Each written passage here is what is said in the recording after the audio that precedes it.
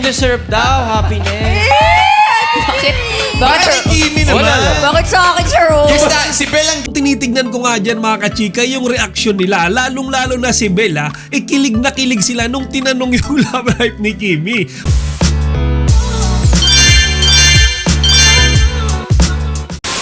Magandang araw mga kachika, Rigel po ulit ang inyong Chika Patron. Bago tayo magsimula mga kachika, inaanyayahan ko muna kayong mag-subscribe dito sa ating bunting channel para palagi kayong updated sa mga latest at nagte-trending na mga showbiz balita. Inagiliwan ng madlang people ang naging eksena sa panimula ng It's Showtime ngayong araw. Kasi mga kachika, nag-guest sa kanila ang one and only na si Bel Mariano para i-promote yung kanyang paparating na birthday concert. Pero ang nakakakilig na part dyan mga kachika, nung tinanong ni Ogie Alcacid si Bel kung masaya ba ang puso niya sa kasalukuyan. Na mga kachika, umuudyaan si Bel. Kumbaga sabi niya mga kachika, oo daw, masaya naman daw siya. Kitang-kita yung kilig sa mukha niya ni Bel mga kachika. Dahil siguro iniisip niya si Donnie Pangilinan nung mga time na yan.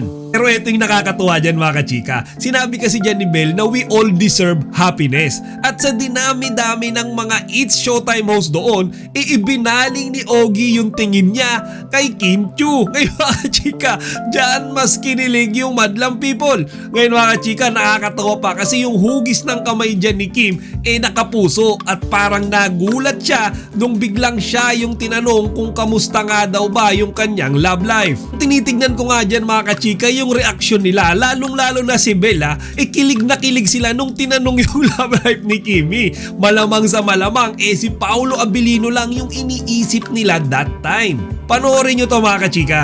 Simpleng-simple lang yung banat na yan ni Ogie Alcacid mga kachika, pero sinagot naman niya ni Kimi ng everyone deserves love and happiness. Feeling ko mga kachika, nag-play safe lang siya ng sagot niya dyan. Kumbaga hindi siya umamin or nagsalita ng kahit ano tungkol sa love life niya, pero hindi rin naman siya tumanggi. Pero kagaya nga ng sinabi ko sa panimula mga kachika, sa dinami-dami nilang mga host ng It's Showtime na nakatayo doon, bakit si Kimi pa talaga yung nakita ni Sir Ogie? Di ba kachika? Siya pa talaga yung kinamusta yung love life Ngayon feeling ko tsaka siguro sasang-ayong din yung mga Kim Pao fans. Alam ni Ogie Alcacid na merong love life ngayon si Kimi. Meron siyang lalaking minamahal at minamahal din siya nito. Ngayon sa ginagawa nilang halos araw-araw na pang-aasar kay Kimi sa It's Showtime, wala naman silang binabanggit na pangalan mga kachika. Pero kung kayo ang tatanungin ko, sino sa tingin nyo ang love life na tinutukoy ngayon dyan ni Sir Ogie Alcacid?